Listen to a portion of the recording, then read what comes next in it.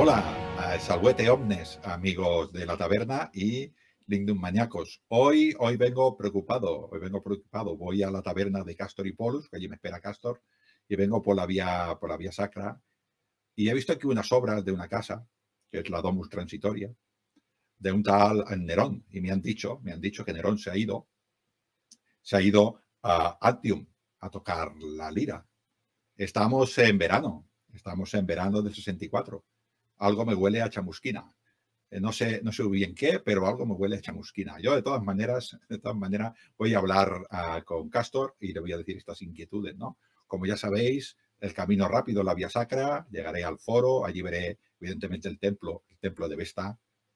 Perdonadme que ahora tendré un momento de concentración porque ver el templo de Vesta siempre alegra el alma. Bueno, continúo. Ya ha llegado, hay aquí un montón de monumentos y un montón de arcos, pero no voy a explicarlos todos, ¿no? Este de Augusto mola mucho. Bueno, me voy a poner aquí entre la Basílica Iulia y el templo de Castor y Pollux, entraré a la calle Tusculum y aquí me encontraré a la taberna de Castor y Pollux. Hoy hay aquí fuera gente que parece de mal vivir. Los tiene fuera, no sé qué habrá dentro, así que voy a entrar dentro y espero que haya traído mi pequeña dosis de posca. Castor, ¿cómo estás? Salve, Quirite, ¿cómo va eso? ¿Qué tal te ha parecido el ambiente en plenos días de la Calígula en nuestra capital imperial? Yo vengo, yo te digo que vengo preocupado. Yo, Nerón se ha ido muy contento, se ha llevado la guitarra y la lira y no sé, algo me huele a chamusquina. ¿Tú también lo hueles a chamusquina? Sí, es que además hace más calor que de costumbre, ¿no? Y ese Sí, olor sí. como a... Sí, huele como a torrada. Esos días que va a haber fiestas emocionantes y tal, yo lo veo. Se ha llevado un montón de pretorianos, no sé muy bien por qué. Sí, y según cómo sopla el viento, si viene el viento del sur, del suroeste, de la zona esta del Aventino, pues parece como que huele más, ¿no? He hablado con el que lo conozco al encargado que está haciendo la Domus Transitoria y dice que la ve pequeñita, que la quiere más grande, que quiere hacer una, que le quiere llamar la Domus Aurea, un poquitín más grande, pero no tiene sitio. Y dice que está buscando alternativas y está buscando soluciones. No sé muy bien qué hará. Supongo que los dioses le darán algún aviso y alguna inspiración.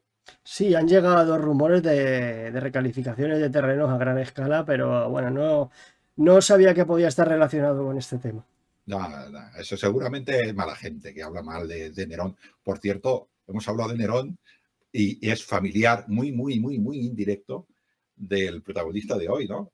Vamos a ver si no me pierdo. Resulta que Nerón es hijo adoptivo, no, es hijo, perdón, de Germánico. Germánico es hijo adoptivo, creo recordar que de Tiberio. No sé qué pasó con su padre, pero bueno, fue hijo Nerón adoptivo es hijo de de Agripina la menor, sí, Druso, pero se murieron, ¿no? Y que, entonces se quedó, lo adoptó a Tiberio. Tiberio es hijo adoptivo de Augusto también, ¿no?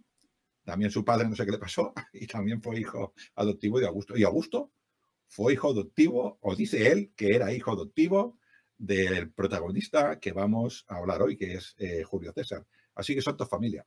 si al final aquí todo está relacionado, ¿no? Como suele decir en Roma, nos conocemos todos. Es como un pueblo, pero a lo grande, un pueblo de 1,5 millones de habitantes. Hace un tiempo, no sé si fue en este programa o en otro, dije que cuando un romano mataba a otro, siempre mataba a un familiar. Un familiar no sé, pero un primo segundo, tercero de estos que, que te obligan a invitar a la boda. Sí. Creo recordar que el último programa lo dejamos con Sertorio eliminado.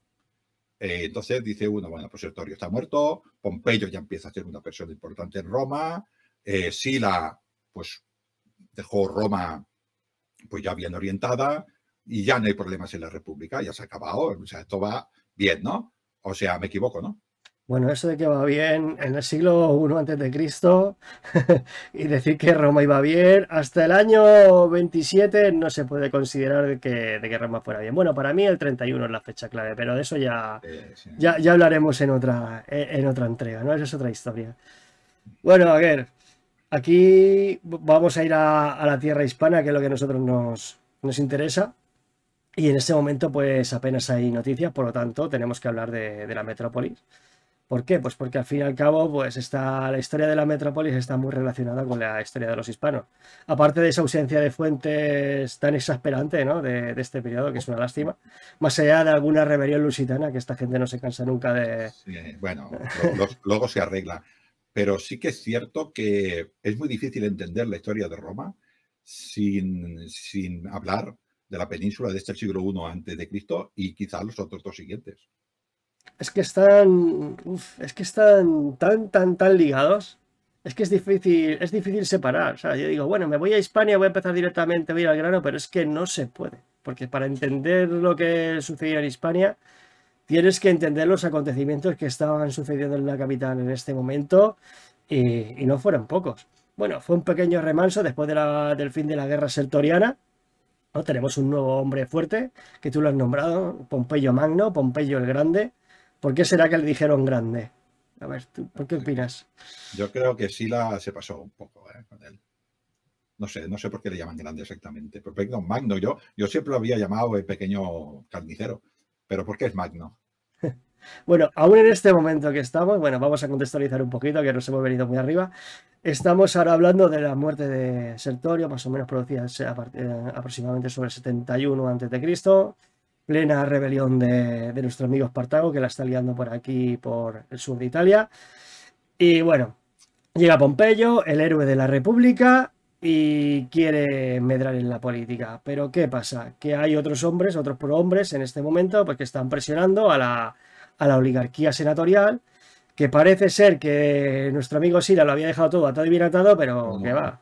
no. Había dejado un club de aristócratas del rancia abolengo que ya por sí mismos no tenían la fuerza que podía tener el Senado antaño. Y claro, había una generación de nuevos halcones, ¿no? De gente que quería medrar, que el sistema les había cerrado las puertas y que tenían que buscar pues Es que su alternativa por otros medios menos ortodoxos, ¿no? sí, Bueno, es que prácticamente se cargó todo el Senado, hizo un Senado nuevo y él se pensaba pues que estas personas pues irían bien. Quizás no era malintencionado, ¿no? Pero yo creo que habría que añadir quizás a estos problemas que tenemos los optimates, que en este momento parecía que iban ganando. Tenemos a los populares que no se habían rendido, porque sí la era dictador optimate, ¿no? Y bueno, pues, en principio diría los optimates, pues ya estamos. Pero los populares estaban allí todavía intentando sobrevivir y ya luego aparece una cosa, quizás Castor, y es que aparecen estos grandes hombres que dicen que son populares o que son optimates, pero tienen tanta fuerza que son un grupo por ellos mismos. Así que tenemos optimates populares, acaso y a Pompeyo, todo eso ahí. bueno, y dependiendo de sus intereses, pues pueden oscilar entre una, abro comillas, porque no se puede decir que era esto, ¿no? Pero una ideología, ¿no? Ya lo hemos hablado en anteriores entregas, que lo que nosotros conocemos como partidos, que sería más correcto llamarles facciones, sería algo así como la forma de conseguir medrar en la política y escalar en el cursus honorum, la carrera de los honores que hacían todos los aristócratas romanos. A lo mejor Julio César por sus medios económicos o Pompeyo por sus orígenes poco aristocráticos, pues claro, pues podían tener más problemas en escalar en esta aristocracia tradicional que había dejado Sir al mando. Y ellos pues tenían que apoyarse en otras estructuras como podían ser las asambleas o en una cosa que se está poniendo de moda muy peligrosamente, que era el uso de ejércitos privados. A ver, realmente no es que sean privados, pero con el tema de la Revolución Mariana, ¿no? Lo que sería la Reforma Mariana es más correcto. Claro, había dejado la puerta, pues eso, pues a que los ejércitos de alguna manera pues se vinculasen más al general que al Estado, que era esa idea abstracta, lejana, que en este momento pues todavía estaba en pañales, ¿no? No tenía ese concepto que tenemos del Estado. Y claro, al final se vinculaban mucho al general, que era el que básicamente el que les proporcionaba pues ese dinero que les pagaba pues por ejercer un oficio que en este momento pues era el oficio de las armas, porque ya que no podían tener, bueno, no podían tener, eran desheredados, no podían ejercer ninguna profesión, les habían perdido las tierras, se habían arruinado tal, pues la única salida que tenían era eso, engancharse a un buen patrón como buenos clientes y alistarse en la milicia. Este era el problema. Ya hemos dicho en alguna ocasión que, bueno, en muchos programas las personas seguramente que lo han oído, todo el tema del problema de las tierras y de las reformas agrarias y de las leyes frumentarias, de los gracos y de diferentes tribunos de la plebe, ¿no? No se había solucionado nada de eso. O sea, seguíamos con estos mismos problemas, ¿no? Y además nos encontramos con que todos estos soldados que luchan para Pompeyo, o para Craso, o para César, o para Sila, o para Cina, para todos estos grandes hombres que hubo, para Licinio después, ¿no? Que una vez que acababan las campañas, esperaban tierras. Así que eran muy fieles a esos generales. Claro, ¿y quién se las proporcionaba? Para empezar, ¿quién les pagaba todos los meses? Pues el general en anualmente, concreto. el general. ¿Y quién les proporcionaba esas tierras una vez se habían acabado la campaña? El general, no era la República Romana.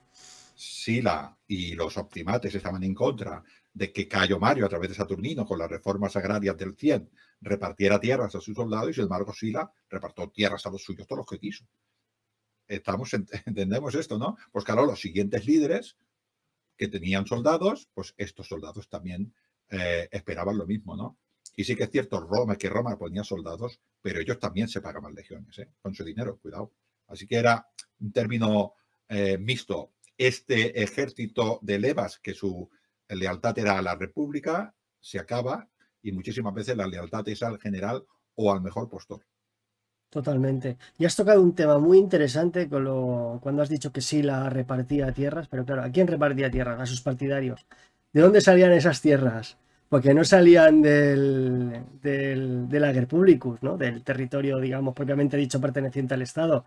Era a sus detractores o a los que él consideraba enemigos políticos, porque le había barrido, pues les había confiscado las tierras, y las tierras pues se las había proporcionado pues a eso, ¿no? A sus partidarios. Claro, Sí. eso al fin y al cabo pues crearía una fuente de resentimiento, y a la larga se convertiría en otro problema, ¿no? Que sabrían estos prohombres que hubieran mencionado, pues que podrían aprovechar a su favor. Y esta debilidad del Senado, lo que nos hace es que aparezca estos grandes hombres, que primero aparece uno, luego aparece el otro y luego aparece el otro. Van apareciendo, pero en esta década ya aparecen más o menos los tres: Craso, Pompeyo, Popular, Optimate, lo que tú quieras, pero Craso y Pompeyo, y por ahí está un jovencito, ¿no? Que está entre el uno y el otro, y que es capaz de entender, creo yo, que entre Pompeyo y Craso se tienen que entender, porque si no hubiera sido peor. Y él dice, yo voy a poner paz o algo así, no sé muy bien cómo le movió la bola, porque al final César, la verdad es que siendo un hombre, como diría yo, de una familia patricia muy antigua, estaba en la ruina. Y fue capaz de, a través del apoyo de uno y del otro, de ambos dos, ir poquito a poquito hacia adelante, poquito a poquito hasta que se los comió. Pero ahora mismo está él allí, ¿no? Porque el primer triunvirato, César, se añade allí como se añade, ¿no? Y el primer triunvirato no es el intento de solucionar algo que podía pedir o peor, ¿no? Porque ya has dicho, lo has comentado tú, que cuando volvió Pompeyo de Sertorio, se planta aquí con la guerra de Espartaco y se carga, no sé si quedaban 6.000 esclavos, una cosa así. Y Craso decía, yo he ganado a Espartaco. Y Pompeyo dijo, no, que he ganado yo. Y el triunfo se lo dieron a Pompeyo, no a Craso. Pues imagínate tú al tío más rico de Roma contra el general más prestigioso de Roma, uno fada con el otro. Claro, además que eran antagónicos. A Craso le permitieron, creo recordar que fue una ovación, que a diferencia del triunfo sería pues un paseo por la vía sacra montado a caballo. No como el triunfo, que tenía la pompa de los legionarios vestidos con la túnica, engalanados con las flores de mirto de la colonia victoriosa, el carro, la cuadriga con el esclavo portando la corona de laurel, recordándote que simplemente eres un hombre, ¿no? Recuerda que solo eres un hombre. Eso, que esas escenas que hemos visto en películas como en Quo Vadis o Ben-Hur y tal, ¿no? Pues ahí no tenía esa pompa. Y claro, eso a Craso pues le causó muchísimo resentimiento. Pero También hay que tener en cuenta que Craso fue el encargado de aplacar una rebelión de simples esclavos. No tenía el mismo Sí, mérito de Pompeyo que venía, vamos, él venía de conquistar las Hispanias. sí, y era un animal político. Sin embargo, Pompeyo yo creo que no era buen político, pero era un pedazo militar, ¿no? Y todo su éxito, todo su poder lo basó en sucesivas campañas, unas porque claro, vuelvo a repetir, el Senado estaba debilitado, él era el hombre potente, y esas décadas él lo hizo todo. O sea, desde Mitríades hasta Sertorio, hasta los piratas, o sea, Es que lo hizo todo. me resulta súper interesante porque es que cada uno aportó algo que tenía que el otro no tenía. No sé si lo he explicado bien o me he dejado entender bien. Por ejemplo, César tenía un nombre y un estatus aristocrático, los Julios, que se remontaban a la mismísima diosa Venus, madre de Eneas, que a través de su hijo Julio pues fundó esa dinastía, Romulus Remo, etcétera, etcétera. Y además que él se encargó de recordarlo a lo largo de toda su vida, ¿no? Pero no tenía dinero, porque una familia patricia venida menos y él también gastó muchas sumas. Bueno, lo veremos después porque ahora todavía está en el tribunado militar en este momento. Se calcula que estaría en Bitinia, en el Ponto, teniendo ciertos escándalos que también le perseguirían el resto de su vida. No. A ver, porque es que era muy guapo. Bueno, sigue, sigue. Después tenemos a Craso, pues que por contra de lo que dice la famosa película de Stanley Kubrick, no era patricio, era plebeyo, aunque en la guerra silana él apoyó al bando de Sila, pero Sí, muy bien. la guerra en Licinia es una Y guerra Pompeyo plebeya, también. y Pompeyo también era otro plebeyo, aunque se hubiesen aliado pues con el caballo ganador. Pero Craso era un tipo que conocía las masas populares de Roma. El Ya. tío se movió mucho entre esos colegios de que nosotros hablamos en otros programas, los usó muy bien para conseguir sus fines, extender favores, crear lazos de dependencia.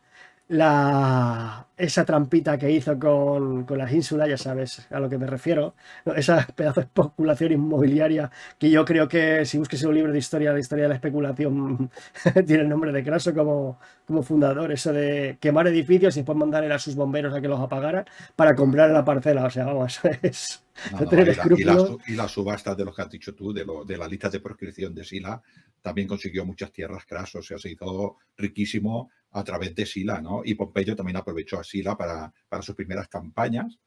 Y bueno, por lo que dices tú, uno fue un político conocedor de las masas y el otro fue un gran general conocedor del ejército y de las tácticas, ¿no? Es que lo que yo creo que Pompeyo lo que hizo fue hacerse necesitar por el Estado. En plan, de llega Muy una bien. crisis, ¿quién viene? Pues viene el hombre con la va a solucionar.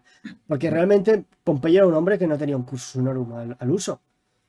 Él fue acumulando, fue como Escipión 150 años atrás, él fue consiguiendo pues mandos Sí. extraordinarios para solucionar cierto tipo de problemas. Lo hemos Sí, visto creo con... que las primeras batallas no eran ni senador. Exactamente, claro. O sea, él medró en la guerra de los Soki con su padre, con Pompeyo Estrabón. Después medró en las guerras sertorianas que puso solución a un grandísimo problema que tenía Roma. Y claro, y ya hablamos en el programa anterior de que fueron unas campañas muy, muy duras, muy cruentas y muy difíciles. Y ahí ya tenía un gran prestigio. Claro, ahora vemos que consigue el consulado con el amigo Craso en el año 71, si no voy mal, cuando acaba la rebelión de Espartaco, cuando vuelve de Hispania. Y después le dan otro mando extraordinario que le va a catapultar todavía más a la fama, que le va a llevar al paso definitivo. Pero bueno, vamos por partes. Este mando extraordinario sería el mando completo del mar, de toda la flota de todos los mares del Mediterráneo, para poder limpiarlo de piratas que en ese momento pues Muy bien, estaban castigando todas las Cilicio. costas, los cilicios. Eso es también de la película de Espartaco de Stanley Kubrick, que le hacen el lío al Espartaco. Pues son esos, ¿no? Y él consiguió limpiar la campaña, que creo que fueron en 3 meses. Pero como dices tú, se hizo necesidad, no obligó al Senado a que le diera, porque a través de los tribunos, los populares, es que es muy complicado, no, no es el tema de hoy, ¿no? Pero que queramos que tanto Craso como Pompeyo utilizaban las masas para un poquitín a imponerse a este Senado algo debilitado por las actuaciones del mismo Sila, ¿no? Aunque él pensaba que lo hacía bien, el Senado ya sabía que no tenía esa potencia. Y estos hombres tan poderosos eran capaces de obligar al Senado, creo que a través de la ley Gavinia, creo que es algo así, un tribuno de la plebe obliga al, en este caso, Pompeya ahora es popular, cuidado con esto, ¿eh? Obliga a que luego cambie de bando, varias veces, obliga a que el Senado le dé esta tropa. Evidentemente, como es un gran general, acaba con el problema rápido, con lo cual más prestigio. Sí, creo que fueron 3 meses creo que tardó en limpiar el Mediterráneo. Bueno, delegando en sus legados en cada misión, ¿no? Lo que me refiero con esto es que repartió el Mediterráneo en sectores y a cada sector fue asignado un legado y fueron haciendo una limpieza sistemática de los piratas. Y a los que no exterminaron, pues reclutaron o les compraron pues para que abandonaran ese tipo de vida. La cuestión es que este señor triunfó en la empresa y eso pues le proporcionó todavía más prestigio y se mostró pues como un hombre pragmático que sabía solucionar problemas. O sea, ya tenía una fama consolidada. Y después viene pues el siguiente paso, ¿no? El más interesante, que sería el mando de la guerra contra Mitrídates del Ponto, el famoso Mitrídates que todavía seguía dando coletazos. Que bueno, también consiguió de una forma un tanto rocambolesca, ¿no? Porque había un señor por ahí llamado Lúculo, famoso por unos jardines en la capital, y también le arrebató el mando para quedárselo él. Y él acabó con el problema porque decían que Lúculo tenía contra las cuerdas a Mitrídates y él se plantó ahí en Asia Menor y puso fin a la campaña, claro. Al final el mérito fue del que acabó la pelea, ¿no? En este caso. Bueno, eso depende de la fuente. Hay fuentes que dicen que el Lúculo no lo estaba haciendo tan bien. Y por eso tuvo que ir Pompeyo, que Pompeyo no quería ir, ¿eh? O sea, Pompeyo estaba aquí en Roma y dijo, va, ya cojo el caballo, mis ejércitos, pero acabó con Mitríades. Sila, por ejemplo, no pudo. Yo no quiero desprestigiar a Pompeyo y esta es Claro, su opinión, pero es que y luego siempre fue otra estaba... campaña, Licinio, creo que fue la segunda, tampoco pudo. Pompeyo sí que se lo cepilló bien. No, a ver, era un general pragmático y tenía una hoja de servicios que era intachable. Ahora que Y también tiró, ¿hasta dónde llegó? A Oriente, hasta Carras. Y vamos para allá, ¿eh? llegó hasta Judea. Y después dio media vuelta, que ahora quería hablar de eso, ¿no? Pero volviendo, o sea, también hay que decir, porque la duda está ahí, que siempre aparecía en el momento exacto para quedarse el mando cuando estaba la cosa en el punto más caliente. Cuidado, ¿eh? Además que nos podemos retrotraer tanto al mandato que le otorgaron contra Sertorio. Sí. Bueno, ahí Sertorio tuvo el mérito de ventilárselo, ¿no? Te he dicho. Pero bueno, cuando llega con la de la rebelión Espartaco, lo que tú has dicho, Craso estaba ahí, él acabó la rebelión, pero se cargó unos 6.000 que se habían escapado, o 6.000 o 3.000, ahora no recuerdo la cifra, 6.000 fueron los crucificados en la Vía Apia. Y el mérito se lo dieron a Pompeyo. Y después el mando de los piratas también jugó entre bambalinas para conseguir ese mandato, oportunamente. Y después volvemos ahora a la guerra que Lúculo estaba ahí enfrascado y consigue ese mando. A ver, es sospechoso. No, sospechoso no, o sea, te lo puedes asegurar. Eran movimientos políticos que a través de artimañas conseguía estos mandos. Él luego, es verdad que era muy efectivo.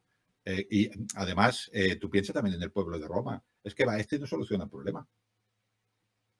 Sí, es que Porque ojalá. también hubo una especie de golpe de Estado, no exactamente de golpe de Estado. Cuando murió Sila, un general, no sé si era un tal Lúculo o una cosa así, también intentó y llegó él y también se lo cargó. O sea, Sí, la rebelión del padre de Emilio Lépido. Con el mismo nombre. O sea, él era el salvador, pero en esa época él era visto como el salvador de la República. Era el hombre. Era, muy bien. La palabra era el hombre. Y ahí, claro, en esa campaña en Oriente, cuando consiguió conquistar Bitinia y el Ponto, y no solo se conformó ahí, sino que él llegó a Siria, acabó con la dinastía una de las últimas dinastías de los reinos herederos de Alejandro Magno, que eran los... Ahí lo quería decir tan rápido que no me ha salido. Además siempre los confundo con la otra dinastía de los persas. Bueno, luego me saldrá, perdonadme. Pero ya sabéis a cuál me refiero. El Imperio Seleucida. Los Seleucidas, sí, claro. Él acabó con esa dinastía que era lo más inestable que existía, que acababa de reducir a lo que es la actual Siria. Sí. Y él acabó con ella y la metió como provincia. O sea, eso es un gran prestigio para era una de las joyas de la corona para la República. Luego aparecieron los partos, que no sé si es mejor, pero bueno. Sí. Y la siguiente campaña fue que fue invitado a participar en una guerra civil de los judíos, en contra de Hircano y Aristóbulo, sí, que estaban ahí enfrascados. Él tomó partido por el primero. Y claro, y al final acabó conquistando Jerusalén en el 63, pero bueno, eso es otra historia, que también un día tenemos que hablar de esta conquista. Y claro, él había conquistado prácticamente Oriente y lo había ordenado. Él había puesto orden en lo que sería, entonces tú vas a ser un reino vasallo, tú vas a ser una provincia romana, puso en cintura a todos los reyes vasallos clientes de Roma, organizó todo esto y se volvió a Roma, pues vamos, con uno de los mayores triunfos. De ahí viene el epíteto del Magno, ¿no? Porque era el primer romano que se aventuraba tanto al oriente en imitación de Alejandro Magno. Claro, ahí sí que la fama era pues bien merecida y el vino pues por todo lo alto. Pero no le salió tan bien la jugada porque cuando llegó a Roma se encontró pues con lo que se encontró en el Senado. Ya no eran los mismos. No. Sí que es verdad, le negaron negaran todos los triunfos, y él, que en principio parecía que era optimate, pues parece ser que en ese momento se pasó a los populares. Tenemos a Craso por ahí. Creo que quizás ya hemos dicho todo lo que hizo Pompeyo. Tenemos a Craso también. Creo que podríamos ir a ¿qué está haciendo César mientras tanto? Porque ese era chiquitín. Entonces, chiquitín. Él estaba intentando hacer su cursus honorum, ¿no? Y empezó como todo hombre de bien, ¿no? Empezó por la cuestura, ¿no? Por una cuestura, ¿no? Quiero decir, para un poquitín para venir aquí a España, porque como dices tú, de este Sertorio, hasta que vienen aquí prácticamente las guerras civiles en España, ¿qué nos dicen los historiadores? Pues nada, que prácticamente, Nada. pues, alguna pequeña rebelión se puede constatar en las zonas poco pacificadas, que serían los límites del mandato provincial, que en ese momento estaría un poco más, estaría limitando con la línea del Duero, ¿no? Y ahí habría una área entre el Tajo y el Duero muy difuminada que no estaría del todo pacificada, aunque se considerase dentro de Roma. Los cántabros y los astures todavía están muy lejos. Había campañas o intentos de, bueno, más que intentos de anexión, serían campañas exploratorias, ¿no? A ver qué hay por parte de Bruto Galaico, que unos 50 años antes se había plantado ahí en Brigantium. Pero bueno, esa zona estaba demasiado alejada de lo que sería el teatro de operaciones, y aparte que todo el foco de los historiadores estaba puesto en estos acontecimientos que acabamos de explicar. Claro, pero me quería referir que el hombre que hablaremos hoy, que es César, bueno, hablamos de todos, porque al final la guerra civil es César Pompeyo, ¿no? Este hombre viene aquí, primero creo que viene con el título de cuestor, y luego viene con el título de pretor. Y yo creo que lo que hemos comentado al principio, ¿no? O hemos comentado muchas veces, España era la tierra de las oportunidades desde el punto de vista de Roma.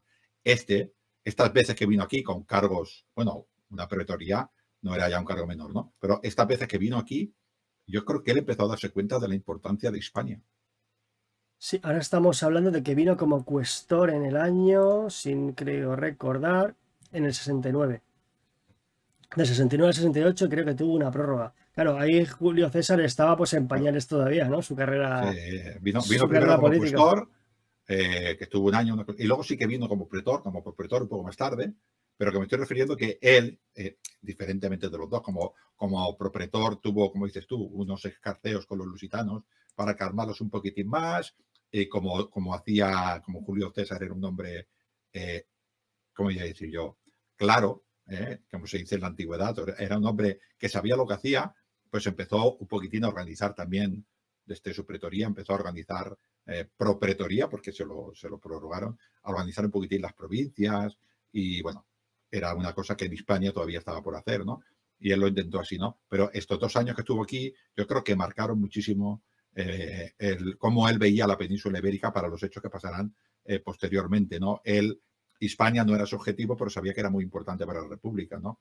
Cuando vuelve a Roma, nos encontramos con que Pompeyo, Craso, están, ¿cómo te diría yo? O se matan o se hacen amigos. No se mataron, se hicieron amigos, y yo creo que Julio César fue capaz de hacer una alianza con Pompeyo, con el mismísimo Pompeyo, ¿no? Pero vuelvo a repetir, la península ibérica ya él es consciente, porque ha venido, es consciente de lo importante que es, ¿no? Y nos volvemos a encontrar a Julio César para que nos entendamos, porque ¿qué podemos hablar de esa época de la península? Poco, es que como has dicho tú, los historiadores dicen poquito, ¿no? Ahora que me acuerdo, en este viaje, es cuando Julio César conoce a ese hombre tan importante de Gades. Sí, mira, es que podríamos dividirlo en dos partes, ¿vale? Pues según Plutarco y según Suetonio. La primera parte que hemos dicho que sería la cuestura de César entre el 69 y 68 a.C. es cuando llega aquí súper jovencito a hacer la primera parte del cursus honorum, que llegó como auxiliar del pretor, que en este momento era Cayo Antistio Veto. Y claro, ¿qué es un cuestor? Pues el cuestor es el que se encarga de las finanzas, ¿no? En este caso, pues, y también tenía poder judicial en la provincia de su mando, y para ello, pues Veto pues, le mandó pues, hacer pequeños encargos, ¿no? Administrar asuntos menores en pequeñas ciudades, porque el pretor no puede estar en todos los lugares a la vez, ¿no? Y lógicamente, pues manda a su lugarteniente. Y ahí yo creo que fue cuando se empezó a coscar, porque es que este hombre era muy observador. César es un hombre que veremos que su personalidad lo va a definir con un pragmatismo muy, o sea, muy grande. O sea, yo creo que eso es lo principal. O sea, el 70% de lo que define Sí, este hombre es un hombre pragmático, sí, observador, sí. justo premio y aplicación del castigo cuando tiene que aplicarlo. Yo creo que eso es lo que Voy le a dio el decir éxito. una cosa que igual los oyentes no saben, pero Julio César salvó la vida por los llantos de su mujer, por Cornelia. Que Cornelia era una familiar de Sila, que era Cornelio también. Decina, perdona. Decina, Decina, que era enemigo perdón. acérrimo de Sila. Tanto prestigio que tenía esta señora que se salvó. Entendamos, o sea, también le pasó, por ejemplo, a la madre. Eran madres que fueron optimates o populares, las mujeres, sus maridos o sus hijos fueran, ellas tenían tanto prestigio como matronas que las escuchaban el mando que fuera. Y no se le ocurrió ni a Cina, ni tan siquiera a Sila atacar a la mujer del enemigo porque tenía muchísimo prestigio, ¿no? Y gracias a su mujer, no fue a por él, para que lo entienda, le permitió que se fuera y dijo, bueno, tú ya volverás, ¿no? Y es su primera mujer, Cornelia. Luego lo pagó con el divorcio, Julio César, porque como dices tú, era un tío pragmático y él necesitaba poder, Ya, ¿no? porque creo que Cornelia se murió. Tuvo la desgracia de que se murió así, porque le hizo el funeral y después ya se volvió a casar, pero ahora no me recuerdo quién fue su siguiente esposa. Bueno, fue la que, sí, la que se divorció porque Cornelia, Pompeya, Calpurnia, son las esposas de porque Julio César. Pompeya fue la que la mujer del César tenía que, no solo tenía que serlo, sino parecerlo. Sí, sí, la de Clodio, sí. La de Clodio. Pues claro, pues en este momento pues César está aprendiendo y ahí vio pues el grandísimo potencial que antes has mencionado de la península ibérica, ¿no? De esa cantidad de recursos, ya no solo materiales, ¿no? Como pueden ser el uso de las minas, sino también humanos, que serían grandes masas para contratar mercenarios, los hispanos, previamente dicho. Después los descendientes de esos itálicos que se habían ido a vivir allí, podría ser también una cantera de reclutamiento para levantar legiones, y si él podía montarse clientelas al estilo de Pompeyo, pues eso lo hará más adelante, pues en ese momento pues vio que esa capacidad, que eso podría ser muy factible, ¿no? No, no, Y bueno, y ahí pues ya sí que entraría pues esta persona que han nombrado, a Cornelio Balbo, de la aristocracia local de la ciudad de Gades, en la antigua Gadir, una antigua colonia fenicia. Y claro, esa amistad, pues al final que le acompañaría al resto de sus días, y hasta el punto de que sería uno de sus más fieles colaboradores en la mismísima Roma, consiguiendo incluso la ciudadanía, Aienna. Pues veremos que esta persona pues, va a tener una grandísima influencia en acontecimientos no tan futuros, como puede ser durante la apertura de César, que le dio barcos, etcétera, y tal. Y eso fue lo máximo que podemos sacar de este momento. sí. Bueno, y la No, anécdota de que fue también en el templo de Hércules Melcar que había la famosa estatua de Alejandro y que lloró, eso eso dice, ¿no? dice. Creo que fue No, no, Plutarco. no me lo acabo de creer, ¿no? Aquí hizo sus primeros escarceos también con un enfrentamiento a los lusitanos y luego se ve que incluso cogió unos barcos y se fue prácticamente hasta La Coruña, un poco para presumir, ¿eh? Que tampoco... Y luego bajó, pero quiero decir que lo importante de esto no es tanto la campaña militar, este hombre es muy importante, Balbo, y que entendió que la península era importante, pero claro, era un hombre aristócrata y él lo que quería era Roma, ¿no? Así, mira, y el último dato que es importantísimo, que lo que hemos hablado antes de Gades, que él estableció lazos de amistad personales con la ciudad como institución. O sea, con el Senado sufetal, bueno, sufetal significa que todavía estaba, digamos, organizado como la antigua forma de organizarse que tenían las colonias fenicias, ¿no? Que eran los sufetes, que eran eran el equivalente a los cónsules, por así decirlo.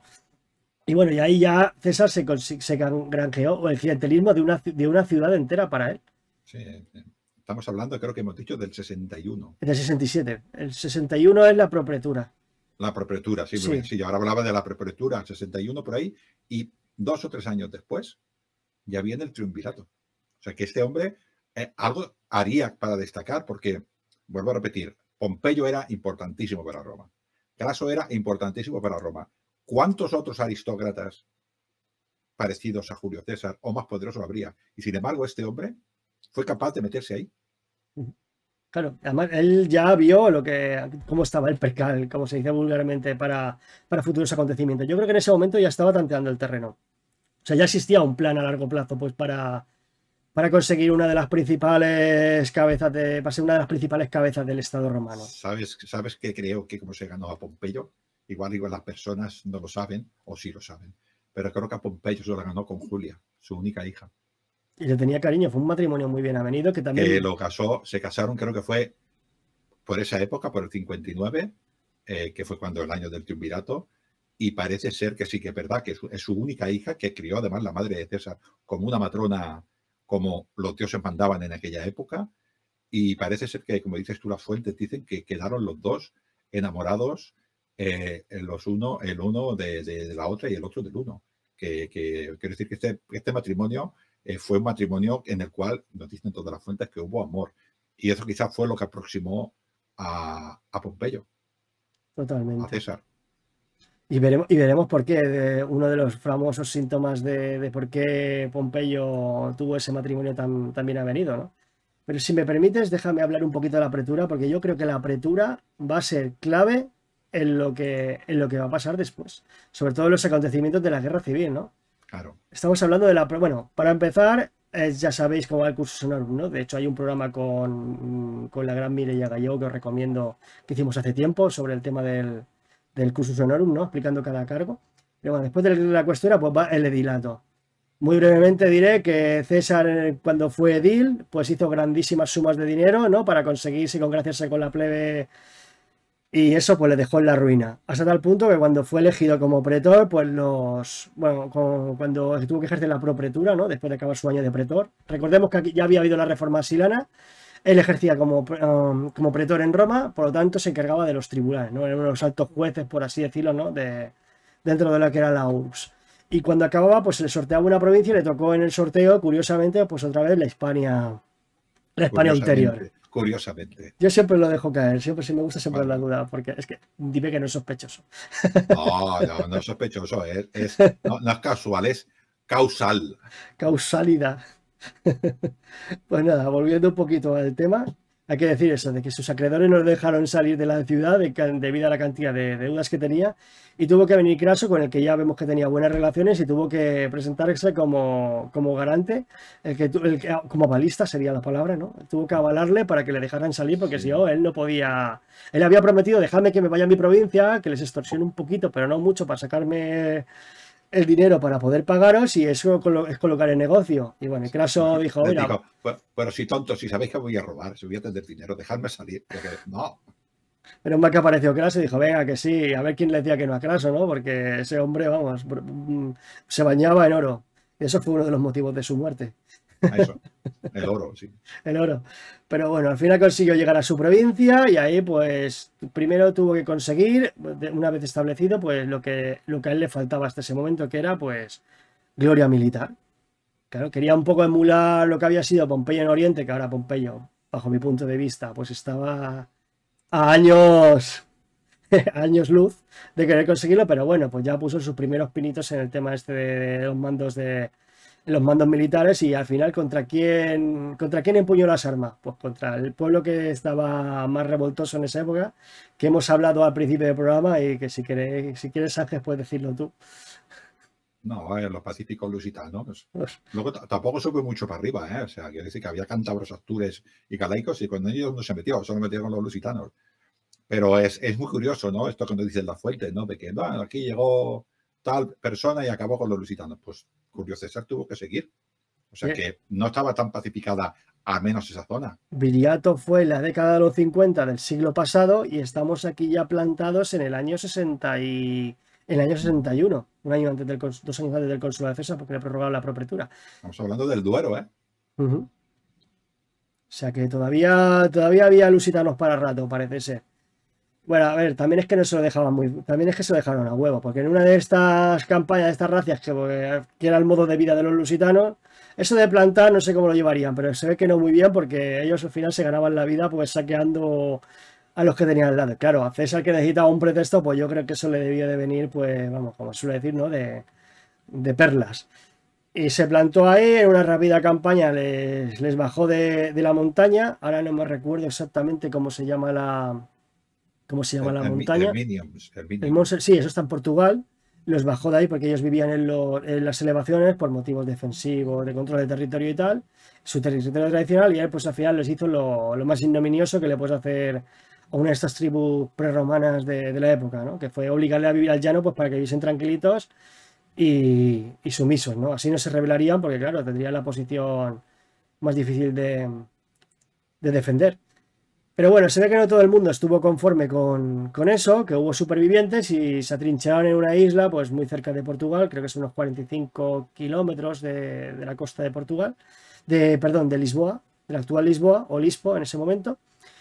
Pero se ve que no fue bien, porque el primer desembarco que intentó César contra ellos, pues salió un poco rana y masacraron a ese primer ataque, ¿no? Pudieron desembarazarse de él.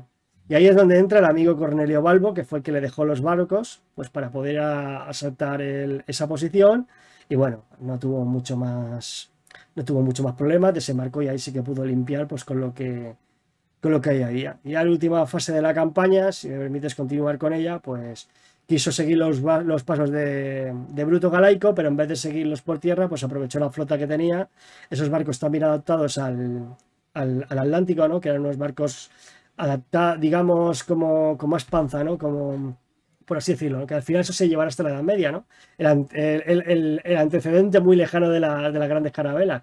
Grandes barcos de carga tirados a vela, que con estos barcos también adaptados pues pudieron llegar hasta Brigantium, la actual Coruña, y bueno, y se ve que también metió la patita en los galaicos. Sí, sí, sí.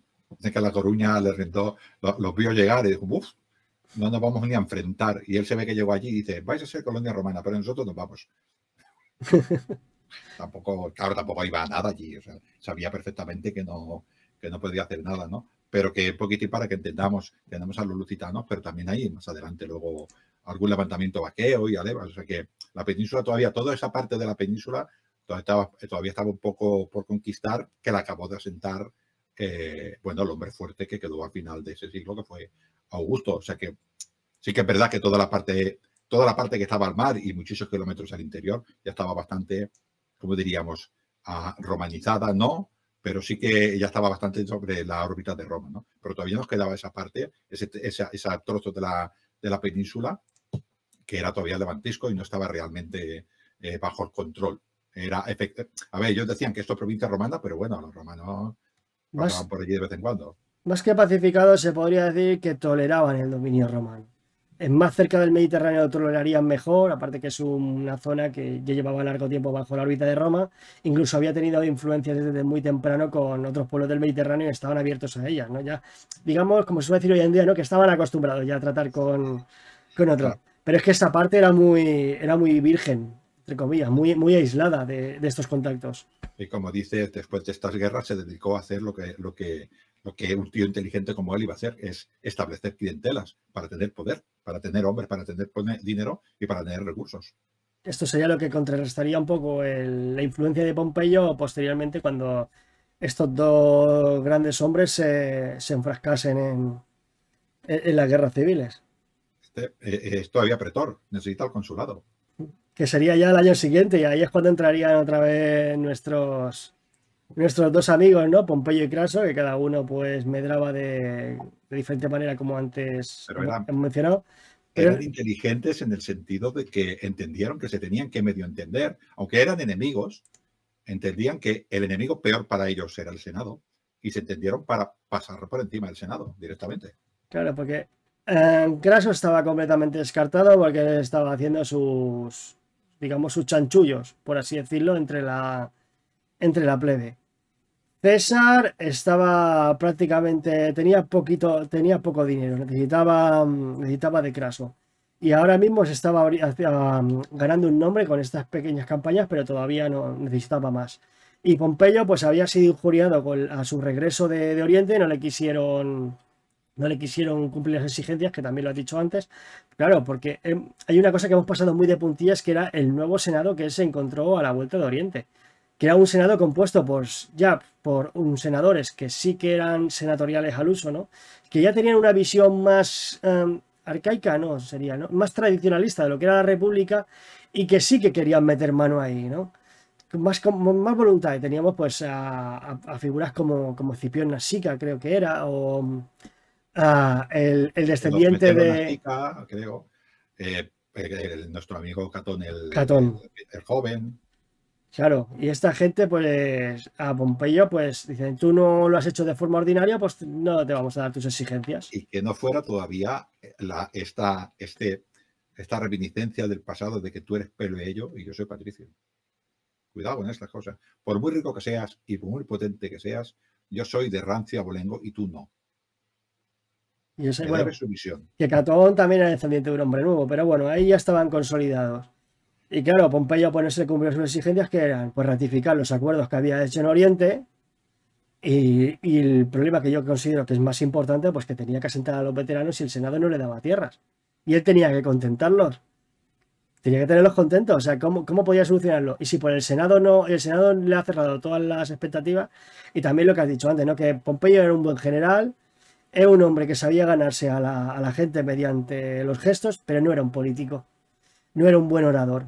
Si hubiese tenido un orador a lo mejor de la talla de Julio César, que estaba súper instruido con el tema de la retórica. Julio y Craso eran muy buenos Claro, oradores. Craso tenía a las bases cameladas porque tenía, digamos que la mitad de Roma dependía de él. Si no la mitad, tres cuartas partes. Era una locura la cantidad de gente que comía gracias a Craso. Él movía todo lo de los bajos fondos, se movía porque Craso movía ficha. Y César, pues era un político consumado, tenía una formación muy buena de retórica, tenía la sangre de aristócrata clásico, pero le faltaban los medios. Pues al final, ¿qué pasa? Que necesitaban al tercero en discordia, que era Pompeyo. Y Pompeyo pues se vio empujado. Si el Senado igual le hubiese dado lo que él quería, pues Pompeyo a lo mejor se hubiese callado. Pero bueno, a ver, que también Pompeyo estaba muy acostumbrado, ¿no? Ya había creado esa imagen de yo gano mi prestigio a base de mi necesidad. Aunque yo no ocupe cargo alguno legal, el Estado me tiene que necesitar. Intentó crear esa dependencia. Y claro, y esto pues le metieron freno a esa dinámica. Sí, yo creo que es que en verdad tenía mucho prestigio militar y él pensó que con su prestigio militar pues, tendría bastante, ya no para mandar, pero como mínimo para ser escuchado. Y esta nueva Camarillas. camada de senadores pensaba que el Senado era lo que era en el siglo III antes de Cristo, ¿no? Y ya Roma no era esa. Estamos hablando de hombres que tienen miles y miles de septecios, por no decir áureos, y que son capaces de montar ejércitos más rápido que la misma Roma. Y no fue capaz de entender eso, ¿no? Y pues se ve que Julio, sobre todo Pompeyo, Craso y Julio, se pusieron de acuerdo y pasaron del Senado. Sí, ahí es cuando entraría a jugar lo que los libros de historia definen como el primer triunvirato, que en contra de lo que muchas personas se piensan, pues no es un acuerdo institucional, es un pacto privado. Un día se juntaron en la noche, una noche se juntarían en casa de alguno de estos tres, seguramente de Craso, porque tendría más casas que nadie. Pero más Pero aparte, en Craso, en el atrium, iban, creo que la casa era chiquitita, ¿eh? La de Craso tenía mucho dinero, pero la casa no era muy grande. ¿No? Pero para cometían, no, lo no dicho. bueno, ahora estoy pensando que igual a lo mejor no es la de Craso, sino la de César, porque fue el mediador del pacto, ¿no? A ver, Pudiera ser. porque Pompeyo y Craso se odiaban. Eran el Ah, antítesis el uno de pues, otro. igual le dijo, César, venid para aquí. A lo mejor le hicieron una encerrona, no una cita a ciegas. Triunvirato a ciegas. Sí, Bueno, sí, igual le dijo, no ves que nos vamos a matar. después de esta broma tan mala, pues sí, yo creo que sería algo así. César fue, lo que sí que sabes por la fuente, que fue el mediador. Dijo, a ver, tú tienes esto, yo tengo esto, y él tiene esto. ¿Por qué no lo cogemos, nos juntamos para conseguir nuestro objetivo? A ver, Craso, ¿qué quieres? Pues yo quiero cargos. ¿Y tú, Pompeyo, qué quieres? Yo tengo que sentar a mis veteranos. Y que todas las medidas que hice en Oriente pues fuesen escuchadas. ¿Y yo qué necesito? Pues yo necesito pues el consulado 59 que me postula a las elecciones y que me tienen que votar. Pues claro, pues ahí juntar los recursos de esos tres mastodontes, políticamente hablando, pues claro, pues consiguieron pues que cada uno se saliese con las suyas, ¿no? A través de esa estrecha colaboración, repito, privada. Sí, sí, No por sí. votar en el Senado. Bueno, por votar en el Senado sí, pues al final las clientelas, ¿no? Muchos senadores eran clientes o tenían dependencia económica de alguno de estos tres tipos, directa o indirectamente. Y claro, pues, o las asambleas también, juntando las clientelas de estos tres, pues claro, pues conseguirían todos sus objetivos. Creo recordar, lo digo de memoria, que en este 59 Julio César fue de cónsul y consiguió también ser pontífice máximo. El consulado de César y César. El consulado de César y César y César, César. es verdad. ¿Quién es el otro? Es que Vi- no soy capaz de acordarme. Consulado de César y Víbulo. César. Que Ah, estuvo tan indignado porque le vetaba todo lo que él quería hacer, se lo vetaba y ya no llegó a mitad de año y se recluyó en su casa. Digo, ¿para qué voy a intentar hacer nada si este tipo me lo va a anular todo? Además, mira qué aliados que tiene. no, no, Víbulo. César y César está bien dicho, no pasa nada tampoco.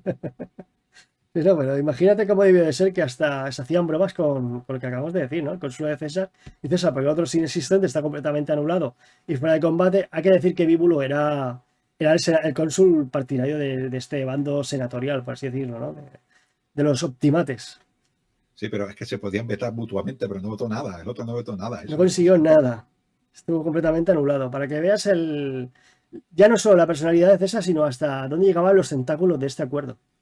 Que, Sí, que podía doblegar decisiones asamblearias, decisiones del Senado o decisiones incluso de magistrados superiores por un pacto privado sí, que sí, tenía sí, entre sí, no, ellos. no. Es que el prestigio es que cuando dijera Pompeyo cualquier cosa, además, quizás también podíamos repetir, luego si acaso lo hablaremos más, pero Roma, la ciudad de Roma ardía por bandas que estaban a las órdenes o como mínimo defendiendo intereses de estas grandes personas. O sea, que no es que el Senado no quisiera hacer nada, es que había un control efectivo de las masas, incluso utilizando violencia. Cuidado con esto. No, no es todo un asunto político, es también un asunto de utilizar una violencia a veces quirúrgica y otras veces no. Como saco, como se suele decir también, ¿no? ¿A quién vas a votar? A Bíbulo, ven para acá, que te vamos a enseñar a quién tienes que votar. ¿O tú quieres partidario de quién? No, no, no, ya no eres partidario de este. Los rodean la casa y no los dejan salir si tienen suerte. Sí, sí, eso en el mejor de los casos, ¿no? Sí. En ese momento creo que flotaba mucha gente en la cloaca máxima, boca abajo, Pues ¿no? Aparecerían. Clodio y Milón se ve que teniendo un control efectivo, creo que se repartían los días, porque no podían utilizarla los dos a la vez. Sí, pero eso será un poquito más adelante, ¿no? Eso sería No, la pero década de los 50 cuando Claudio Mirón ya. Clodio y Milón Eso se desató. son el máximo exponente, pero me estoy refiriendo Ajá. que todos estos grupos, todos estos hombres utilizaban este tipo de colegias para esto, es lo que me estoy refiriendo. Evidentemente Milón luego lo apoyó Pompeyo y Clodio lo apoyó. Bueno, Clodio igual ya estaba en la órbita de Julio César por esta época, pero bueno, me estoy refiriendo que esto era así, o sea, los grandes hombres de la política romana tenían bajo sus órdenes clientes que se dedicaban a ejercer la violencia contra sus enemigos políticos. Y aparte de los veteranos que debía tener Pompeyo también asentado, que en un momento dado podía utilizarlos, es que las clientelas eran muy vastas. Sería, a ver, hacer un cálculo osado de un porcentaje así aproximado sería pues algo por mi parte muy, como he dicho, no muy osado, no muy atrevido, pero debían de controlar un altísimo porcentaje de la población, ¿no? Para que todas sus medidas fueran aprobadas y no tener ninguna oposición. Y ahí no acaba la cosa. El consulado de César se acabó en el 58 y tuvo que ejercer su pro magistratura, ¿no? Que en este momento ya sí que eran lo que hemos dicho antes, ¿no? Que eran por sorteo y una vez sorteada pues te toca una provincia al azar y el azar pues determinó que a César le tocasen no una, ¿no? Sino tres provincias. No, Que el creo norte. que recordar que era la Narborense, la Galia Narborense, la Galia Cisalpina y después se sumaría la de el O sea, Ilírico, que Iliria. había dos procónsules en el paro, porque a él le tocaron tres. Para que Sí, sí, veas. sí. A Claro, uno le tocó casualmente esto, ¿no? Casual, casual. casual. Sí, sí, pues se fueron Causal. repartiendo cargos. Es verdad que esta alianza pasó sus apuros. Sus apuros porque evidentemente Julio César le interesaba, realmente le interesaba porque era la más débil de ellos en ese momento, pero los otros dos eran enemigos y sencillamente se entendían porque se tenían que entender. Porque es que una guerra civil entre Pompeyo y Craso hubiera sido, es que no solo hubiera sido. Entonces ellos yo creo que eran capaces de entender, necesitamos que Julio esté por aquí porque si no igual nos matamos. Sí. Algo, A ver, que voy a hacer un spoiler muy grande, ¿no? A lo mejor decepcionaré a alguno, pero es que esto realmente fue lo que pasó después. En el momento que falló una de las tres patas de este sí. trípode, pues fue ya se abocaron Además, a la destrucción. fíjate que a Julio César lo mandamos a la Galia, poco después se arreglan y creo que Pompeyo se viene a España y el otro se va al otro lado del imperio, fijaros. Bueno, no era imperio todavía. Craso se va a la Partia y Pompeyo se va a España, si es que no querían estar ni juntos. Si están en provincias limítrofes se matan. Mira, y has tocado una parte que también yo creo que también es crucial para entender esto. ¿Por qué justamente le dieron el gobierno de las dos Galias, ¿no? Tanto la transalpina como de la cisalpina? ¿Qué había al otro lado de los Alpes? Pues territorio que era La completamente Galia. virgen y preparado para ser conquistado, que sabrían que le darían motivos tarde o temprano. Nos tenemos que acordar un poquitín para el conflicto que según Sila, según las normas de Sila, el procónsul, en este caso, tenía el mando sobre el ejército, pero en su provincia. Claro, por eso necesito juntar tres. Ah, Claro, entendamos, echa la en ley, su echa la trampa. provincia. Echa la ley, echa la trampa. Y claro, bueno, esto no vamos a entrar porque esto también es carne de otro programa, ¿no? Pero bueno, César ahí inició su famosísima campaña del Velo Gálico, ¿no? La Guerra de las Galias, que en menos de 9 años estaba todo solventado. Bueno, alguna pequeña rebelión, vamos a ser justos, después, pero que tuvo que apagar Augusto. Pero prácticamente en menos de, sí, del 59 al 49, 10 años, César Sí. pasó por ahí como el caballo de Atila y lo Por esa conquistó. época tenemos también al otro, al triunfador, a Craso, que se mete en aquel lío allí en la Partia, ¿no? En Espera, Carras. porque antes viene otro acontecimiento que es sumamente importante, que es los acuerdos de Luca en el 50. Ah, bueno, sí, sí.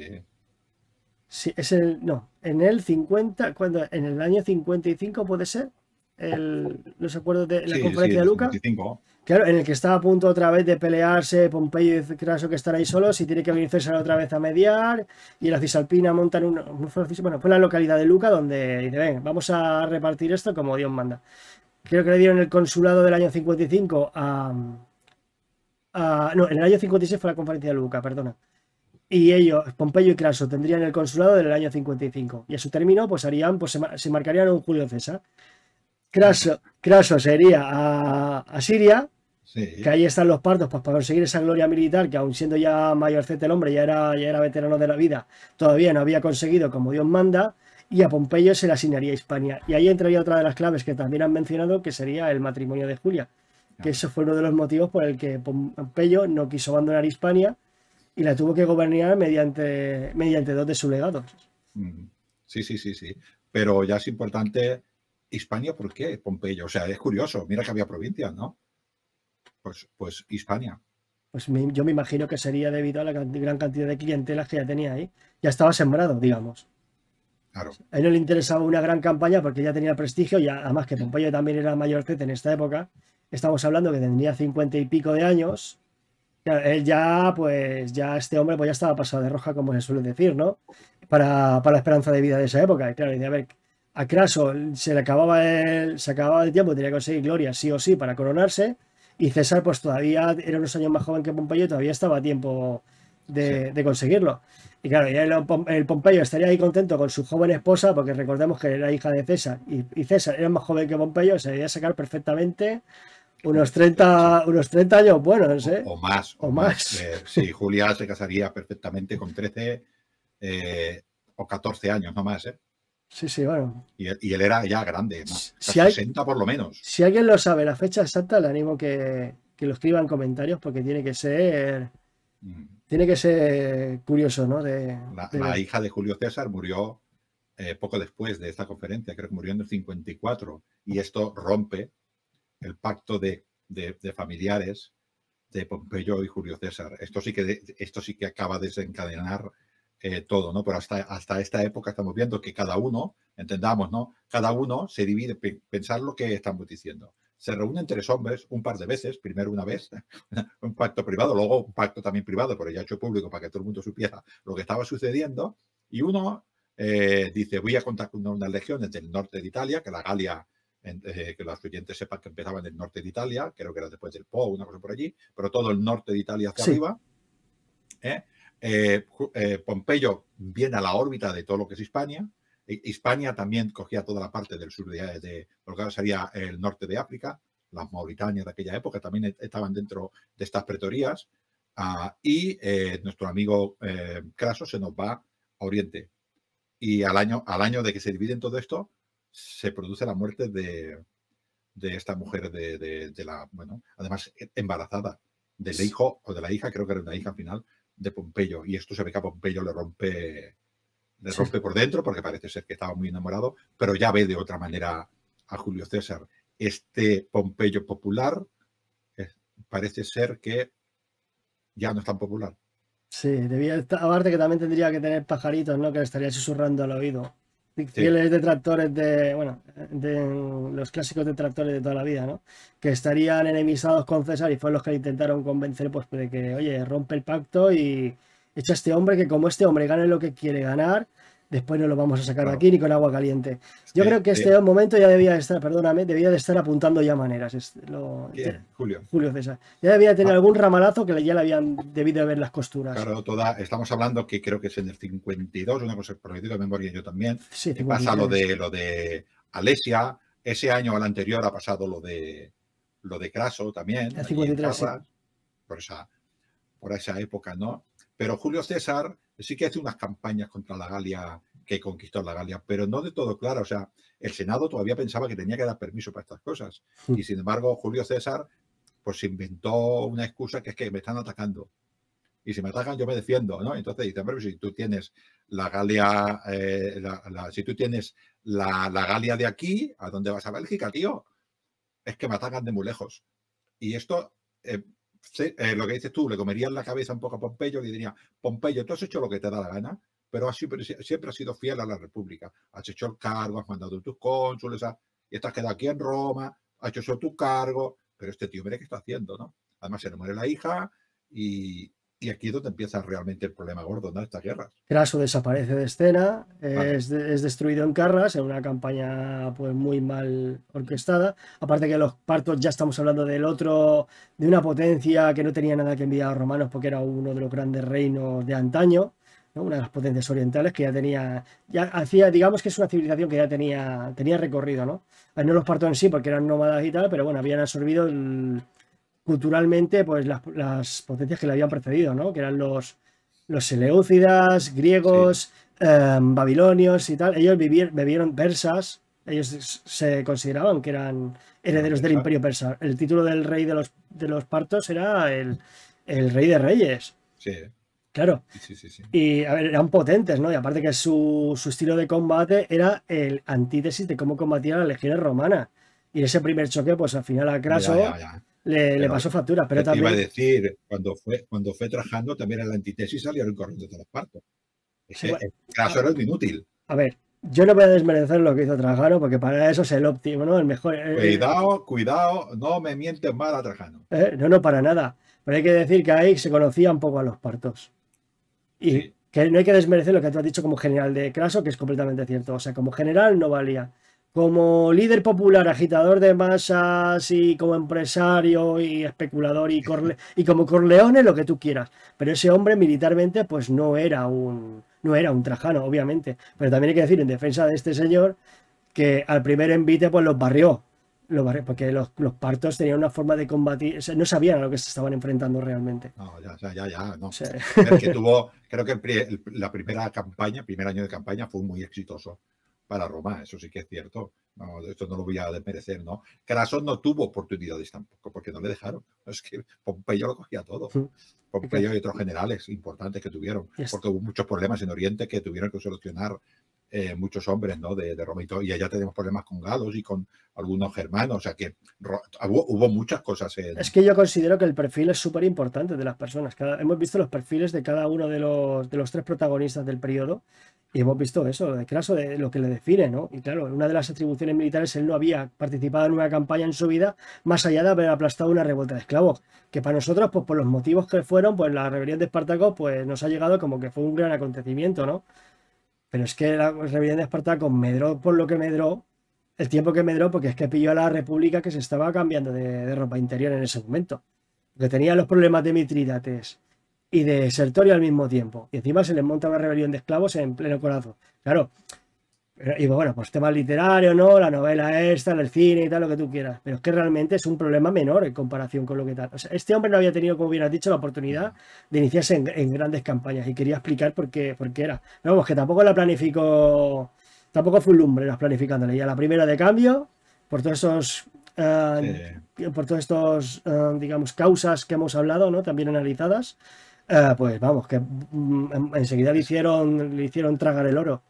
sí, es curioso que el Senado yo pongo que vio que César se hacía grande, porque claro, estamos hablando de que César conquista la Galia y empieza a hacer una campaña política diciendo, soy un pedazo de general, pueblo de Roma, y todo esto es por vuestra grandeza. O sea, en las calles de Roma todo el mundo hablaría, en vez de hablar de las Olimpiadas, que vamos a hablar en unos pocos días en este país, pues hablarían de las victorias de Julio César contra esos bárbaros galos, ¿no? Y el Senado diría, se nos va a hacer otra vez otro hombre chiquitito que sería de una familia, en este caso patricia, con muchísimo prestigio, pero sin dinero, se nos va a hacer el gran hombre de Roma porque ya lo leerían los senadores, porque tampoco eran tontos, nos va a llevar al desastre. Este se va a hacer con Roma. Y dijeron, Pompeyo, tú que, vale, no te has portado del todo bien, pero tú eres uno de los nuestros. Vale, que nosotros tampoco nos hemos portado bien contigo, pero tú eres de los nuestros. Te voy a hacer una pregunta ahora, escuchándote con lo que has dicho, que me estás haciendo pensar. ¿Tú crees que ellos dirían al ver a César, cuidado que nos vuelve un Sila y pone esto otra vez patas arriba? Sí, sí, porque creo que, no sé, un año de estos cogieron a Pompeyo y lo hicieron, para no poner dictador a Pompeyo, le dijeron cónsul único. Y dices, bueno, pues un cónsul único es un dictador, pues no. Cónsul único. Para que Julio César quedara un poquitín fuera de esta esfera. Claro, Julio César también veía todas estas campañas políticas, ¿no? Y bueno, acabó con la guerra de las Galias y yo creo, no solo que no le iban a reconocer el triunfo de la guerra de las Galias, es que lo hubieran detenido o algo. Se olía, ¿no? Claro. Hombre, es que también pienso una cosa, es que ¿qué estuvo haciendo este hombre durante los últimos 10 años? Conseguir clientelas, conseguir riquezas, porque pasó de ser un hombre prácticamente arruinado, en el que tenía que venir Craso a salvarle. Es que, Sí. perdona que lo diga así, pero es que vino Craso a salvarle el culo, porque si no se iba de Roma a ejercer su pretura, a ser el hombre más rico de Roma. Sí. Craso ya estaba muerto y él con lo que sacó a los galos saqueándoles con esas campañas, pues llegó a ser, si no el más rico, uno de los más ricos. O sea, vamos, quintuplicó su patrimonio, que fue una barbaridad, fue espectacular. Y pues lo más importante, los vínculos que creó con sus tropas, muy veteranas. Sabería de conquistar a uno de los pueblos más fieles, el terror de Roma, eran los galos. Una legión de esas se cargaba a 5 de Craso sola.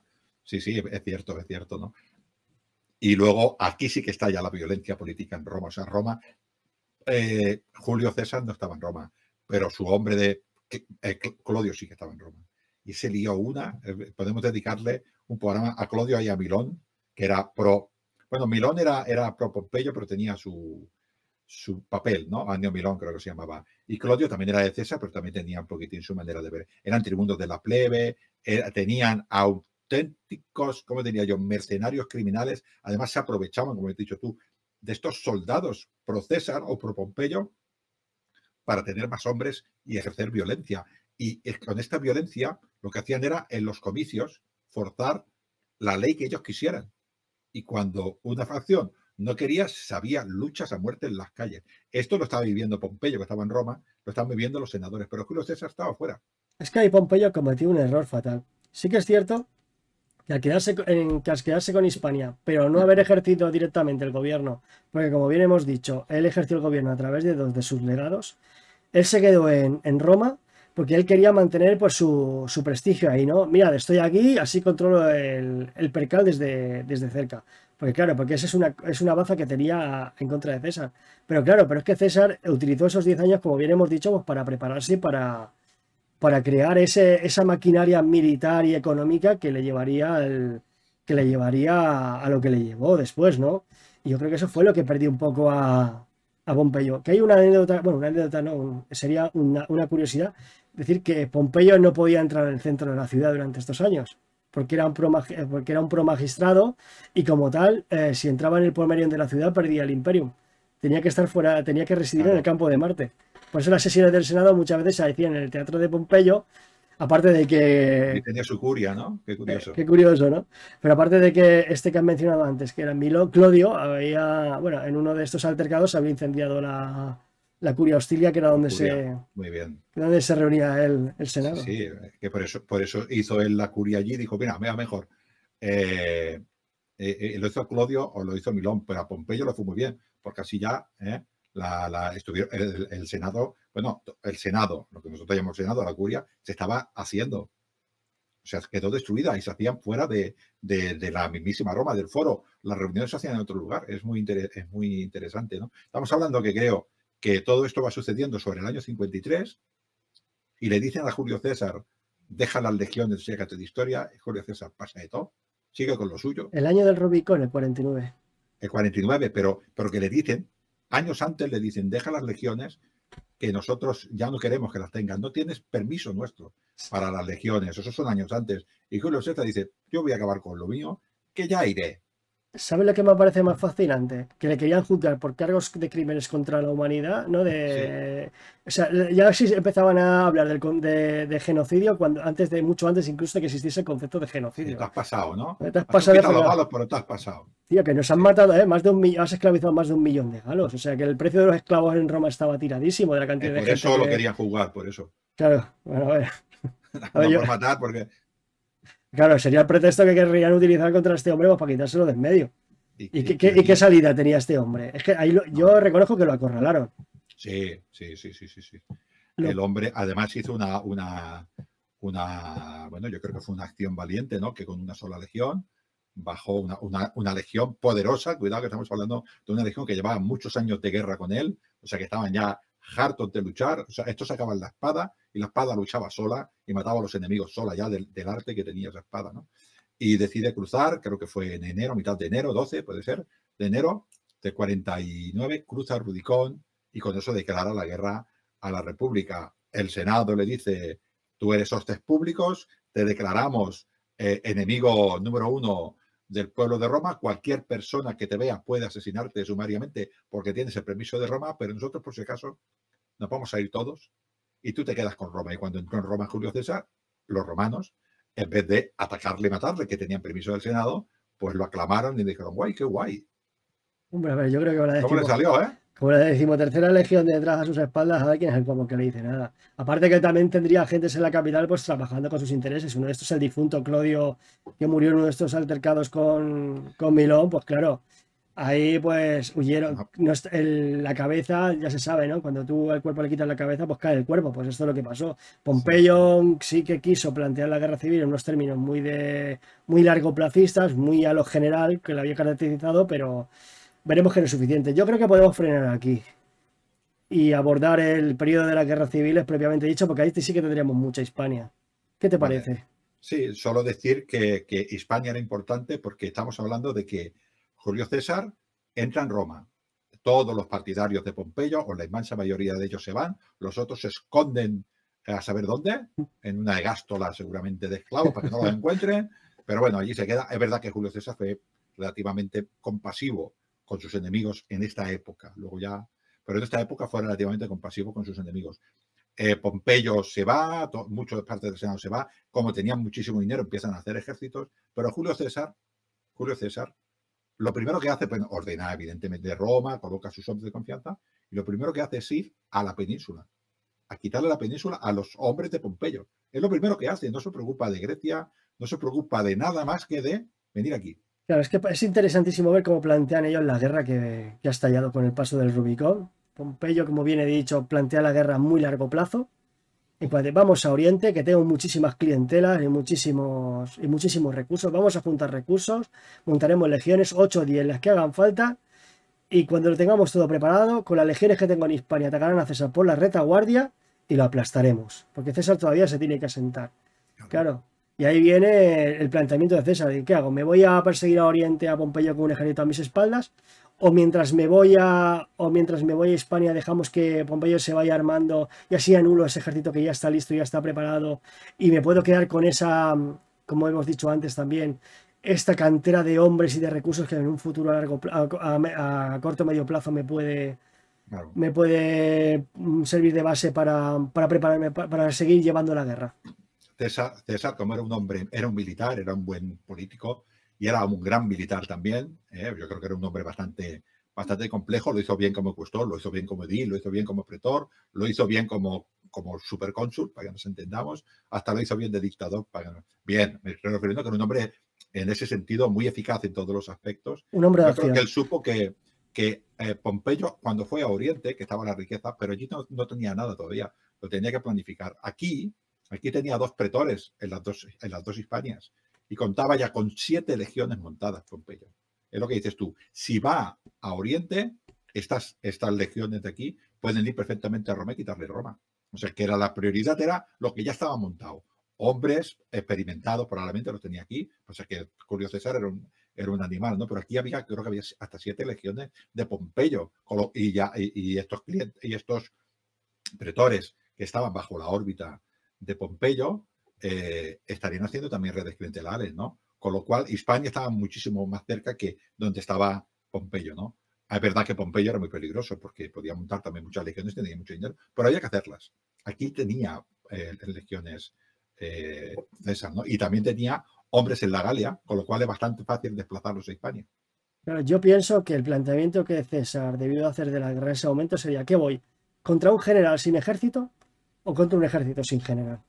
Muy bien. Y ahí fue cuando tuvo que tomar la decisión y dijo: mira, me voy a dar quedado de muerte. Me ha quedado perfecto, ¿no? Sí, sí, mandó a su hijo, Pompeyo mandó a su hijo para que este ejército no se tuviera así general, pero claro, Neo Pompeyo era Neo Pompeyo, el padre, el hijo se ve que no era tan buen general, ¿no? Claro, yo creo que estaría en pañales todavía su educación. Ese hombre todavía no había tenido tiempo a medrar, pobrecito. A lo mejor no se le conoce, sí. Sí, no se le reconoce. A lo mejor si la historia hubiese cambiado, pues ese hombre pues sería... Es del que estaríamos hablando, ¿no? Pero bueno, eso nunca lo sabremos. Ahí entran las ucronías. No. Tenemos, para que lo digas, tenemos a esto, ¿no? Tenemos a Hispania, que en principio está bajo el control de Pompeyo, Oriente, que está también, Oriente muy rico, que quiere Pompeyo controlarlo, y lo que tiene Julio César es Italia, que se rinde a su poder, a su seducción, porque él también era un hombre que seducía, era un triunfador desde el punto de Roma, era el que había triunfado. O sea, nosotros tenemos que entender que lo que hizo Julio César en las Galias, que creo que la guerra de la Galia dura más de 5 años, pero al final son 5 años, porque hay unas paradas y unas...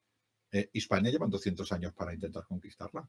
Eso es una cosa que los franceses nunca han perdonado. Bueno, los galos, los francos son otra cosa. Los franceses actuales, en la época de Napoleón III, tuvieron que... ¿A Mitríades cuántas veces tuvieron que ir? En 3 campañas consecutivas con los mejores generales, sí, sí, sí. ¿Contra Macedonia?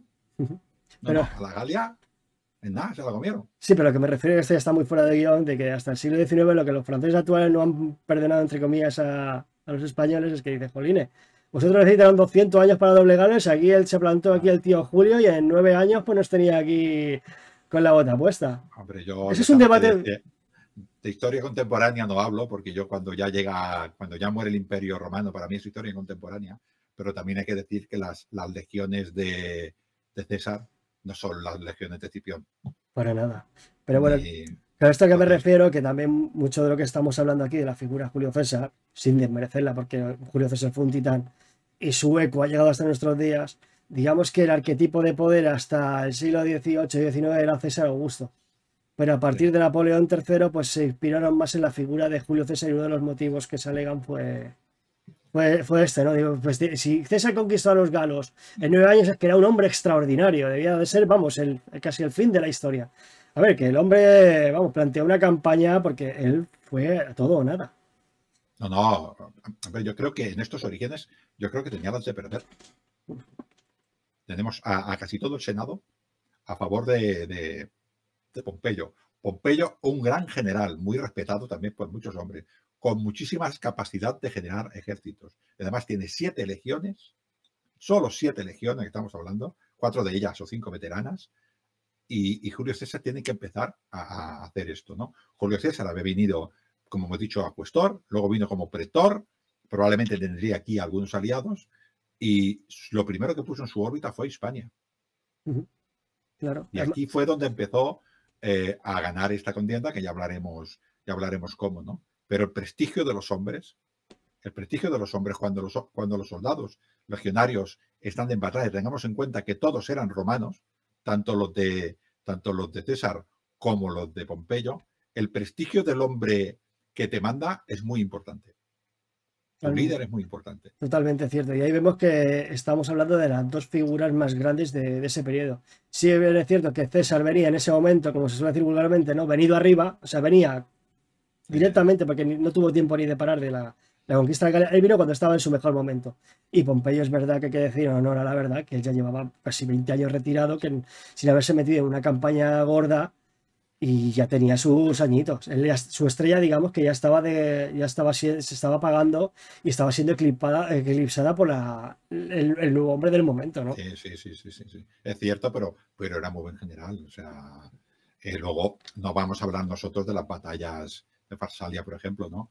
Pero al final no deja de ser una maniobra muy arriesgada de un hombre y el prestigio de ese hombre, ¿no? Y el miedo de los que se enfrentan a él. Pompeyo no planteó más la batalla. Y la forma de presentarla también fue muy coaccionada. Claro. O sea, Porque él quería desgastar a César, porque Pompeyo todavía si derrotó le a hacen César. caso a Pompeyo en Farsalia, no la pierde. Es que veníamos de Dirraquio. Que fue, el paso previo a Farsalia fue de Dirraquio. Porque Y derrotas de César. porque hasta este momento Pompeyo y César todavía no se habían medido directamente. ¿Sabes? Pero bueno, yo creo que eso lo dejaremos para el Otro día que siguiente, hablemos. que está relacionado con los acontecimientos que van a ocurrir en Hispania. Lo dejaremos que César está en Marsella ahora asediándola y le han llegado noticias de que las legiones Sí, que ha muy bien. mandado. Tenemos a Julio César organizándose, aquí a los generales que tiene aquí Pompeyo también organizándose, tratando de, evidentemente, de evitar que Julio César haga lo que haga. Tenemos a Pompeyo que manda a otros grandes generales, incluso a su propio hijo, y nos vamos a enfrentar aquí en la península. Hispania es el primer frente de la guerra civil, la siguiente guerra civil de Roma. Sí, la lectura que podemos sacar del programa de hoy, que a pesar de que hemos hablado muy poco de Hispania, que algunos se habrá extrañado, ¿no?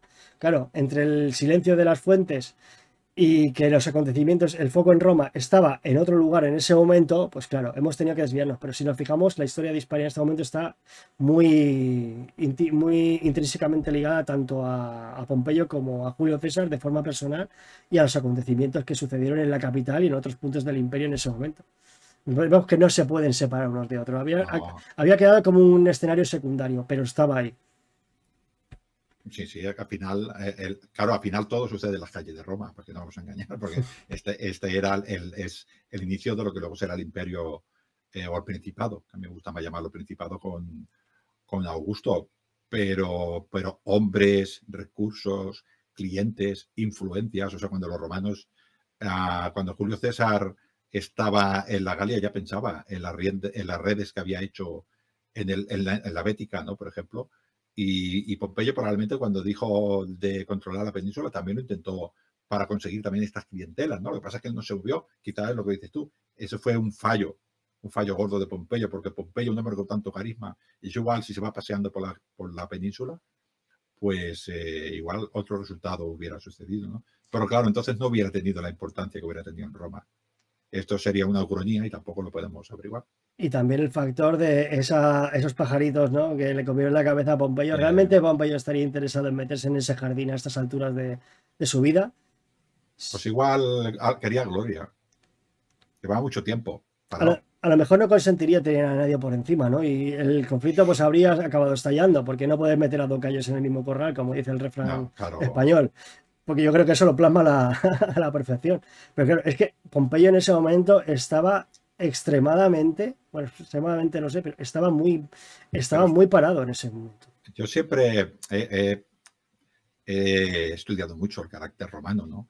Y el carácter romano nosotros hemos hablado aquí del Sí. carácter romano del campesino, ¿no? Pero si nos vamos también al carácter romano del aristócrata romano, ¿no? Del prohombre, porque al final los plebeyos también se tienen importantes, pero de estas personas muy importantes, a veces las cosas que suceden son inevitables, o sea, eligieron a Pompeyo porque tenía que ser Pompeyo, porque era el hombre fuerte, no había otro ya. Y pasó el triunvirato porque tenía que ser así. Y todas las cosas que pasaron con Quina, con Cina, con Sila, con Mario, al final uno se va dando cuenta que se van repitiendo. Cambia el hombre, pero el hecho es el mismo. Listas de proscripción de un lado, listas de proscripción del otro. A mis hombres les doy tierras, el otro le da hombres a su tierra. Al final es una repetición de lo mismo. Enfrentamientos, guerras civiles de este Mario hasta Augusto prácticamente hubo continuamente. Y siempre era un bando y el otro bando, un bando y el otro bando, ¿no? Y pues bueno, le tocaba a Pompeyo. Yo es que no sé si lo hubiera podido evitar. Y es que mi pregunta que me está saltando ahora mismo sería, en caso de que hubiesen ganado que ya estamos adelantando muchos acontecimientos, ¿no? Pero bueno, que los otimates hubiesen ganado la guerra, hubiese vuelto el gobierno senatorial y Pompeyo se hubiese retirado, hubiese tenido un retiro dorado, en plan, sí, tiene los honores, Salvador de la República, Pompeyo el magno, el tío más cojonudo que ha pisado nunca la península itálica, pero la dinámica de gobierno es la clásica. Yo creo que tendríamos a Sexto Pompeyo, por decir una burrada, como fundador del imperio. Las estructuras de Roma se tenían que adaptar a la nueva realidad y llevaban 100 años pidiendo a gritos adaptarse, y los optimates y los populares no buscaban eso. Los optimates y los populares buscaban propios intereses. Unos utilizaban más al pueblo y los otros más las antiguas estructuras de la aristocracia, pero el problema real no lo solucionaba nadie. Totalmente de acuerdo. Pues bueno, ya hemos dejado aquí preparado el terreno abonado, como se suele decir, pues para el siguiente tema, que será el desarrollo de la guerra civil, que gran parte de... César hacia la guerra y ya está. Sí. Ya veremos el título que le ponemos a esto. Sí, ¿no? O las andaduras del joven César. Eso, sí, hombre, sí. Sí, la va a liar parda. La va a liar parda. Dilo de la campanita, que te gusta mucho. Pues sí, pues bueno, ¿quieres que lo diga yo entonces? No, dilo, sí, que tú lo dices mucho mejor que yo. Bueno, primero vamos a seguir con la tradición y vamos a preparar a los 8 esclavos, a los 8 gladiadores hispanos, ¿vale? Porque son hispanos, porque son afamados por su espíritu combativo. Y te lo voy a preparar, que ya sabes... Por la devotio han jurado dar la vida por mí. Por no supuesto. Matan, sino dar la vida por mí. Por supuesto, hombre, tienen que... Si no, ya saben lo que les espera cuando llegan, ¿no? Si no cumplen con su... Si no llegas tú a tu casa con del Aventino de una sola pieza, después ya saben lo que les toca, ¿no? Perdona, no sé lo que les espera en tu cantina, pero los mata mi señora hostias, ¿eh? Que vayan con cuidado. Que no es poco. Pues nada, bueno, todavía hay luz, así que bueno, yo te lo dejo por si acaso. Pues nada, gracias por haber venido a la taberna. Es un placer también estar para nuestros oyentes de Lignum en Roma. Que estoy muy contento de ver que mi colaboración allí en Lignum está siendo tan fructífera, que tiene tantos comentarios positivos y tantas escuchas. Y bueno, y ahora sí, pues me voy a despedir como hago siempre, ¿no? Pidiendo que a los que me seguís en YouTube, si os ha gustado este contenido, pues deis un buen like, compartáis con vuestros amigos para que llegue a más gente, le deis a la campanita para que no os perdáis ninguno de vuestros programas favoritos.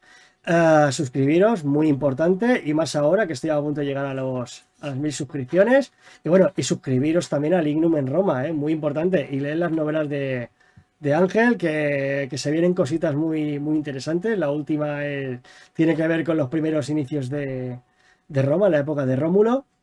Y bueno, si no quieres añadir nada más, pues hacemos lo clásico, ¿no? Yo solo quería, es una pregunta que es por saber. ¿Tienes seguro contra incendios en tu cantina? Porque ya te he dicho que Nerón se ha marchado. Evidentemente. Vale, entonces ya va muy tranquilo.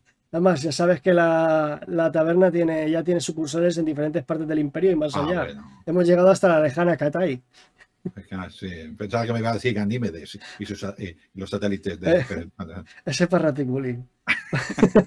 Pues nada, ahora sí que me despido con un valete, et gaudete quirites y amigos del Mediterráneo. Hasta otra.